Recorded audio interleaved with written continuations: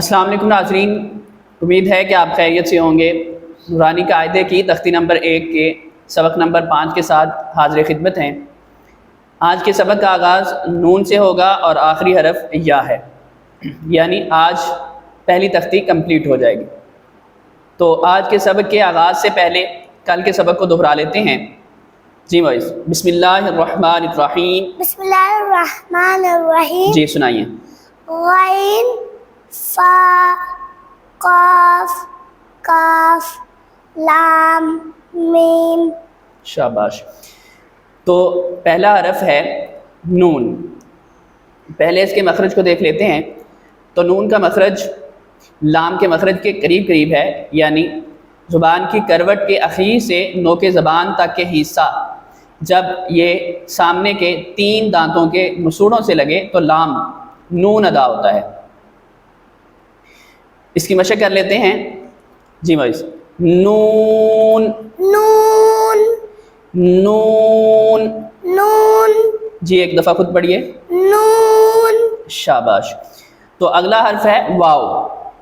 तो वाव का मखरज दोनों होंठों की गुलाई से है, यानी जब हम दोनों होंठों को गोल करके पढ़ते हैं और ना तमाम मिलाते हैं, यानी मुकम्मल मिलाते नहीं हैं, तो वाव अदा होता है। इसकी मशक कर लेते हैं। जी मोइस, वाव वाव वाव। वाव एक दफ़ा खुद पढ़े। वाव। शाबाश। तो अगला हर्फ है हा। हा हलक से अदा होता है। हलक के इब्तदाई हिस्से से जो सीने की तरफ है वहाँ से हा अदा होता है। इसकी मशक कर लेते हैं। जी मोइस, हा हा हा। हा खुद पढ़ें एक दफ़ा। हा। शाबाश। तो अगला हर्फ है हमज़ा।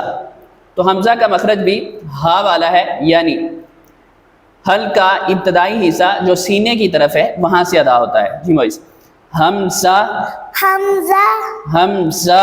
हमज़ा। खुद पढ़ें एक दफ़ा। हमज़ा। शाबाश। तो आज का आखिरी और इस तख्ती का आखिरी हर्फ या है। या का मखरज शीन और जीम वाला है, यानी जब ज़ुबान का दरमियान ऊपर तालू के दरमियान से लगे तो या अदा होता है।